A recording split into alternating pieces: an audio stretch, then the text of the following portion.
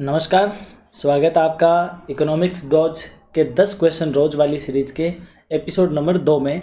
आज दूसरा दिन है इस सीरीज का और आज हम देखने वाले हैं आज के वो 10 क्वेश्चन जो इकोनॉमिक डॉज में माइक्रो, मैक्रो, इंडियन और राजस्थान इकोनॉमी से बनने वाले हैं। तो पहला क्वेश्चन जो माइक्रो इकोनॉमिक्स से है, पहला क्वेश्चन आपकी स्क्रीन पे है, तटस्थता वक्र कैसे होते हैं, यानी इनडिफरेंस कर्व किस तरीके के होते हैं। एक दूसरे के सदैव एक दूसरे के समानांतर हो सकते हैं, समानांतर नहीं भी हो सकते हैं, समानांतर हो सकते हैं अथवा नहीं भी हो सकते हैं। देखो इस तरीके के क्वेश्चन दोस्तों एग्जाम में कन्फ्यूजन क्रिएट करते हैं। अगर हमें जो इनडिफरेंस कर्व है उनकी कैरेक्टरिस्टिक्स मालूम है तो हम इस तरीके के क्वेश्चन को बहुत ही आसानी से डायग्राम बना के सोल्व कर सकते हैं। हमें पता है इनडिफरेंस कर्व कॉन्वेक्स होता है। क्या होता है? कॉन्वेक्स टू दी ओरिजिन होता है। लेकिन साथ में ये भी पता है कि दो इनडिफरेंस कर्व एक दूसरे को कभी भी इंटरसेक्ट नहीं करते हैं। इनडिफरेंस कर्व जरूरी नहीं कि एक दूसरे के समानांतर हो ये भी हो सकता है, और जरूरी नहीं कि समानांतर हो भी, यानी या तो समानांतर हो या समानांतर नहीं हो, दोनों ही सिचुएशन हो सकती हैं, बस एक दूसरे को टच नहीं करना है। तो समानांतर हो सकते हैं लेकिन सदैव ऐसा हो जरूरी नहीं, तो पहला ऑप्शन कैंसिल हो गया। समानांतर हो सकते हैं, बिल्कुल हो सकते हैं, समानांतर नहीं भी हो सकते हैं, ये भी सही है, लेकिन ये दोनों ही बातें डी ऑप्शन में लिखी हुई है। समानांतर हो भी सकते हैं और नहीं भी हो सकते हैं, तो इस क्वेश्चन का आंसर होगा ऑप्शन डी। आई होप आपको ये समझ में आ गया होगा। एग्जाम में हमें बहुत ही शांत तरीके से डायग्राम को बनाते हुए इस क्वेश्चन को आंसर करना होता है, क्योंकि जो ऑप्शन आते हैं वो कन्फ्यूज करने वाले आते हैं। बढ़ते हैं आज के क्वेश्चन नंबर 2। यदि अल्पकालीन सीमांत लागत यानी शॉर्ट रन मार्जिनल कॉस्ट दीर्घकालीन सीमांत लागत के बराबर है तो, यानी कि यदि जो हमारी शॉर्ट रन मार्जिनल कॉस्ट है वो लॉन्ग रन मार्जिनल कॉस्ट के बराबर है तो इनमें से क्या होगा। क्या उस पॉइंट पर जो शॉर्ट रन मार्जिनल कॉस्ट है वो न्यूनतम है, क्या लॉन्ग रन मार्जिनल कॉस्ट न्यूनतम है, या एसएमसी वक्र एलएमसी वक्र को काटेगा, या एसएमसी और एलएमसी वक्र एक दूसरे के टेंजेंट होते हैं। ये क्वेश्चन दोस्तों दीर्घकालीन लागत वक्रों से लिया गया है। इसको हम डायग्राम बनाकर अभी समझ लेते हैं कि ये क्वेश्चन क्या कहना चाह रहा है। इकोनॉमिक्स की यही खूबसूरती है कि अगर आपको डायग्राम आते हैं तो आप हर क्वेश्चन को सोल्व कर सकते हो। ये हमारे पास long run marginal cost curve है। Long run marginal cost curve को आपको याद रहे दोस्तों, लिफाफा वक्र भी कहते हैं, यानी एनवलप कर्व भी इसको कहते हैं। साथ ही में इसको फर्म का प्लानिंग कर्व भी कहते हैं। तो एग्जाम में यहाँ से भी फर्स्ट ग्रेड कॉमर्स जैसे सब्जेक्ट में यहाँ से क्वेश्चन पूछा जा सकता है। अब अगर इसमें बात कर ले शॉर्ट रन मार्जिनल कॉस्ट की, यानी long run marginal cost curve short run marginal cost curve को अपने अंदर लिए हुए रहता है। ये इसके अंदर short run marginal cost curve होते हैं इस तरीके से, इसके तरीके से एसएमसी। तो ये एसएमसीज को कवर करते हुए रहता है, ना कि उनको इंटरसेक्ट करता है। तो ये पहला क्वेश्चन तो वैसे ही गलत हो गया। क्या जिस पॉइंट पर ये एक दूसरे के बराबर होते हैं क्या वहाँ न्यूनतम होते हैं? बिल्कुल भी नहीं। कई बार यहाँ न्यूनतम होती है एसएमसी तो यहाँ न्यूनतम है, जबकि एलएमसी यहाँ न्यूनतम है।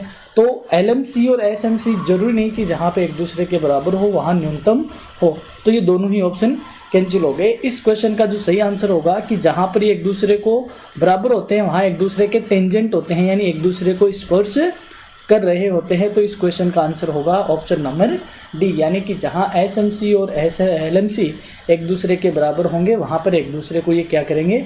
स्पर्श करेंगे। कई बार ये न्यूनतम बिंदुओं पे भी करते हैं, तो हर बार न्यूनतम बिंदुओं पे नहीं करते हैं। ठीक है, आई थिंक आपको ये समझ में आया होगा। आज के तीसरे क्वेश्चन को हम देखते हैं। विंकुचित मांग की परिकल्पना वक्र किसके द्वारा दी गई है, यानी कि ये question RPSC assistant professor EFM की एग्जाम में 2024 में पूछा हुआ क्वेश्चन है। बहुत ही अच्छा क्वेश्चन है। इस तरीके के क्वेश्चन फर्स्ट ग्रेड कॉमर्स जैसे सब्जेक्ट में पूछे जाने की पूरी संभावना होती है। इस क्वेश्चन का आंसर है पॉल एम स्वीजी, यानी ऑप्शन सी। यानी विंकुचित मांग वक्र क्या होता है? विंकुचित मांग वक्र का मतलब हुआ इस तरीके का मांग वक्र जो कि अल्पाधिकार में देखा जाता है, ओलिगोपोली में देखा जाता है। मांग वक्र विंकुचित मांग वक्र यानी किंक्ड डिमांड कर्व, किंक्ड डिमांड कर्व इसको बोलते हैं। इसका प्रतिपादन पॉल एम स्वीजी और हिक्स, हॉल तथा हिच ने करी थी। हॉल व हिच, इन्होंने इसका प्रतिपादन किया था। वहीं अगर मैं चैम्बरलिन की बात करूं तो चैम्बरलिन वो अर्थशास्त्री है जिन्होंने मोनोपोलिस्टिक अवधारणा का क्या किया था, मोनोपोलिस्टिक अवधारणा का प्रतिपादन किया था। और एजवर्थ वो है जिन्होंने इंडिफरेंस कर्व का सर्वप्रथम यूज किया था 1881 में। आई थिंक एक ही क्वेश्चन के साथ हमने यहाँ 3 क्वेश्चन करे हैं, आपको ये समझ में आया होगा। बढ़ते हैं अगले क्वेश्चन की ओर। अगला क्वेश्चन आपकी स्क्रीन पे है। तटस्थता वक्र विश्लेषण यानी इंडिफरेंस कर्व एनालिसिस के अंतर्गत a reconstruction of the theory of value नामक आर्टिकल या लेख किसने लिखा। बहुत ही इंपॉर्टेंट क्वेश्चन, असिस्टेंट प्रोफेसर 2024, वही आरपीएससी ईएफएम की एग्जाम में पूछा हुआ क्वेश्चन। यानी a reconstruction of the value theory of value नामक आर्टिकल जो मैगजीन में आया था वो किसने लिखा था। तो इस क्वेश्चन का आंसर होगा दोस्तों हिक्स तथा एलन ने। यानी कि ये बात है 1934 की। 1934 इंग्लैंड की एक इकोनॉमिका मैगजीन में इनका ये आर्टिकल पब्लिश हुआ था जो इंडिफरेंस कर्व से रिलेटेड था। वहीं फिर आगे चलकर 1939 में हिक्स की एक बुक और पब्लिश होती है जो बहुत ही फेमस बुक है, वैल्यू एंड कैपिटल। आरपीएससी के कॉलेज लेक्चर के इंटरव्यूज़ में भी इस तरीके के क्वेश्चन पूछे जाते हैं जहां पर आपको बुक का नाम देकर या बुक का नाम पूछकर आपसे वो पूछा जा सकता है कि ये बुक किससे संबंधित है। वहीं 1956 में 1956 में a revision of demand theory book भी लिखी थी हिक्स ने। ये दोनों ही बुक किसकी लिखी हुई है, हिक्स की लिखी हुई है। तो हिक्स वो बंदे हैं जिन्होंने इंडिफरेंस कर्व को बहुत ज़्यादा क्या किया था, साइंटिफिक तौर पे डेवलपमेंट किया था। तो a reconstruction of the theory of value ये जो आर्टिकल है ये 1934 में हिक्स और एलन ने दोनों ने मिलकर लिखा था जो कि आरपीएससी एग्जाम ईएफएम 2024 में पूछा हुआ है। एजवर्थ कौन है, एजवर्थ वो बंदे हैं जिन्होंने पहली बार इंडिफरेंस कर्व को क्या किया था, यूज किया था। बढ़ते हैं आगे। आज का 5वां क्वेश्चन बहुत ही इंपॉर्टेंट क्वेश्चन है। इस तरीके के क्वेश्चन निम्नलिखित में से कौन सी M4 अवधारणा को स्पष्ट करती है। ईएफएम 2024 की एग्जाम में ये पूछा हुआ है।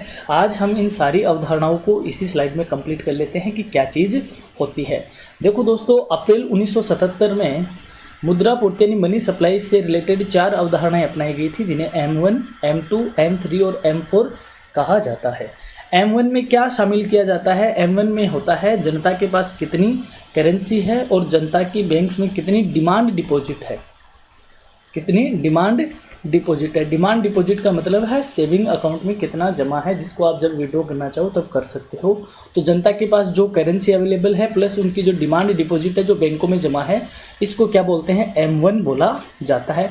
इसको सबसे ज़्यादा तरल भी कहा जाता है। सबसे ज़्यादा लिक्विड कौन सा होता है, M1 है, क्योंकि बहुत जल्दी ये कैश में कन्वर्ट हो जाता है।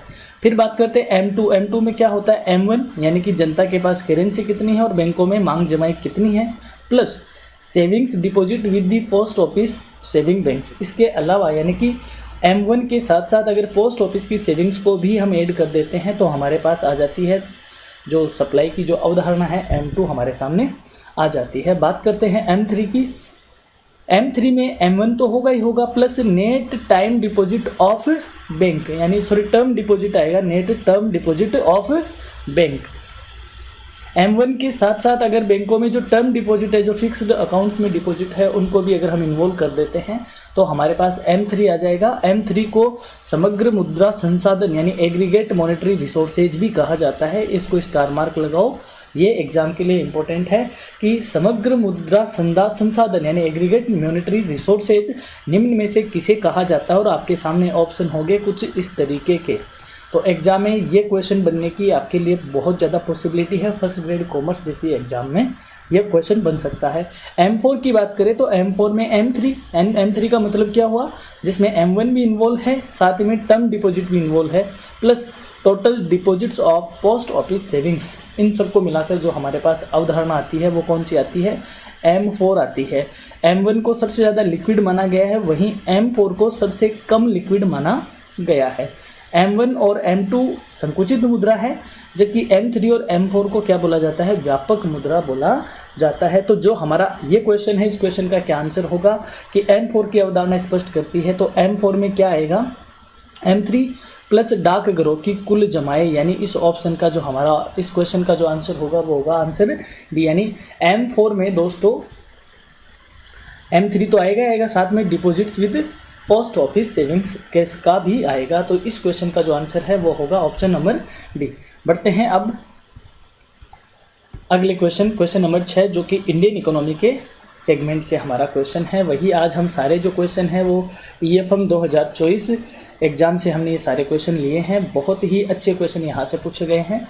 भारत सरकार द्वारा प्रथम औद्योगिक नीति की घोषणा कब की गई? देखो कितना पुराना क्वेश्चन है, और आज की एग्ज़ाम हम बात करें, अभी रिसेंट एग्जाम में भी इस तरीके के क्वेश्चन पूछे जाते हैं, तो आपको ज़रूर ध्यान देना चाहिए। अभी ये स्टैटिक क्वेश्चन हो चुके हैं। भारत की जो पहली औद्योगिक नीति थी दोस्तों वो आई थी 6 अप्रैल 1948 को, यानी 1946 में केसी नियोगी समिति बनती है। केसी नियोगी समिति बनती है। इसी नियोगी समिति के रिकमेंडेशन पे 6 अप्रैल 1948 को भारत ने अपनी पहली औद्योगिक नीति की घोषणा करी थी, और उसमें हमने कौन सी इकोनॉमी को अपना लिया था? मिश्रित अर्थव्यवस्था को हमने अपना लिया था। यानी हमने अपनी पॉलिसी में प्राइवेट क्षेत्र यानी निजी क्षेत्र और पब्लिक क्षेत्र यानी सार्वजनिक क्षेत्र दोनों को हमने अपना लिया था। तो हम ये कह सकते हैं मिश्रित अर्थव्यवस्था को हमने 6 अप्रैल 1948 को अपना लिया था। और भारत की पहली औद्योगिक नीति की घोषणा भी कब हुई थी? 6 अप्रैल 1948 को हुई थी। बढ़ते हैं आगे। आज का 7वां क्वेश्चन, भारत में राष्ट्रीय आय का अनुमान सर्वप्रथम किसने लगाया? बहुत ही अच्छा क्वेश्चन है। इस तरीके के क्वेश्चन अब एग्जाम में भी इम्पोर्टेंट आपके लिए हो सकते हैं। इस क्वेश्चन का जो सही आंसर होगा वो होगा दादा भाई नौरोजी। यानी दादा भाई नौरोजी वो पहले शख्स है जिन्होंने इंडिया में राष्ट्रीय आय का सबसे पहले अनुमान लगाया था।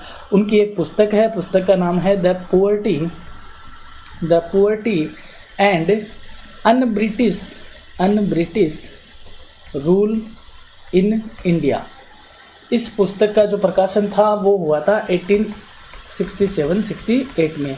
इस पुस्तक में इन्होंने पहली बार राष्ट्रीय आय का अनुमान लगाया था, और इसके अकॉर्डिंग उन्होंने प्रति व्यक्ति आय कितनी बताई थी? 20 रुपये इन्होंने बताई थी। तो दादा भाई नौरोजी वो पहले शख्स है इंडिया में जिन्होंने राष्ट्रीय आय का अनुमान लगाया था। वहीं बात करें VKRV राव, VKRV वो पहले शख्स है जिन्होंने वैज्ञानिक गणना यानी राष्ट्रीय आय की वैज्ञानिक गणना का श्रेय जिसको दिया जाता है वो कौन है? VKRV राव। अगर PC महालनोबिस साहब की बात करें तो PC महालनोबिस एक बड़ा नाम आता है जब इंडिया की बात होती है। तो आर्थिक नियोजन के ये वास्तुकार बोले जाते हैं। यानी PC महालनोबिस साहब जो इकोनॉमिक प्लानिंग है भारत में उसके वास्तुकार कौन है? PC महालनोबिस साहब है। और वहीं 1949 में यानी 1949 में राष्ट्रीय आय समिति की स्थापना हुई थी। उसके अध्यक्ष भी किसे बनाया गया था? PC महालनोबिस को बनाया था। और साथ ही में जो अपनी द्वितीय फाइनेंशियल प्लान है, सॉरी 5 ईयर प्लान है, सेकेंड 5 ईयर प्लान है, उसका विकास मॉडल भी कौन सा मॉडल ही था? महालनोबिस मॉडल ही था। तो आप अगर ASO की तैयारी कर रहे हो, रिसर्च असिस्टेंट की तैयारी कर रहे हो, वहाँ पर साफ साफ आपके सिलेबस में आर्थिक नियोजन लिखा हुआ है। तो जिनके सिलेबस में आर्थिक नियोजन है उनके लिए इस तरीके के क्वेश्चन बहुत ज़्यादा इंपॉर्टेंट है। अगर आप देखना चाहते हो कि किस तरीके से भारत में प्लानिंग हुई तो आप हमारी प्लेलिस्ट में जाके वो वीडियो देख सकते हो, जहाँ पे हमने बहुत ही आसान से सवालों में समझा रखा है। बात करते हैं राजस्थान इकोनॉमी से रिलेटेड क्वेश्चन। समन्वित ग्रामीण विकास कार्यक्रम कब शुरू हुआ? समन्वित ग्रामीण विकास कार्यक्रम की शुरुआत कब हुई? समन्वित ग्रामीण विकास कार्यक्रम का मतलब हुआ IRDP, EFM असिस्टेंट प्रोफेसर 2024 में पूछा हुआ क्वेश्चन। बहुत ही पुराना क्वेश्चन है। इसका जो सही आंसर होगा दोस्तों वो होगा 2 अक्टूबर 1980 में। यानी इंटीग्रेटेड रूरल डेवलपमेंट प्रोग्राम की शुरुआत राजस्थान से हुई थी और 2 अक्टूबर 1980 से इसकी शुरुआत हुई है। अगर आप संपूर्ण ग्रामीण प्रोग्राम को देखना चाहते हो राजस्थान में वेरियस RDPs की किस तरीके से शुरुआत हुई है तो IRDP, मनरेगा, NRLM, HGSY, इसके अलावा और भी कुछ, तो आप हमारी जो प्लेलिस्ट है इकोनॉमी वाली उसमें जाकर आप देख सकते हो। बहुत ही आसान से हमने इन क्वेश्चनों को करवा रखा है। साथ ही में जो प्रीवियस ईयर क्वेश्चंस आए हुए हैं उनको भी हमने यहाँ पे डिस्कस कर रखा है, तो आप वहाँ ज़रूर जाइए और वो वीडियोज़ ज़रूर देखिए। आज के सेकंड लास्ट क्वेश्चन पे हम आ गए हैं। राजस्थान की 12वीं पंचवर्षीय योजना में निम्नलिखित में से किन क्षेत्रों पर अधिकतम परिव्यय प्रस्तावित किया गया था? मोस्ट इम्पोर्टेंट क्वेश्चन है। अगर आपके सिलेबस में आर्थिक नियोजन है दोस्तों तो आपके लिए सारी पंचवर्षीय योजनाओं के साथ साथ 11वीं और 12वीं पंचवर्षीय योजना आपके लिए बनती है मोस्ट इम्पोर्टेंट। यानी आप 5 ईयर प्लान पढ़ रहे हो तो 11वीं और 12वीं पंचवर्षीय योजना आपके लिए बनती है। ये क्वेश्चन EFM 2024 में पूछा हुआ है, बहुत ही शानदार क्वेश्चन है। इस क्वेश्चन का आंसर करने से पहले हम 12वीं पंचवर्षीय योजना का एक तुलनात्मक विवरण यहाँ पर देख लेते हैं, राजस्थान के संदर्भ में और भारत के संदर्भ में।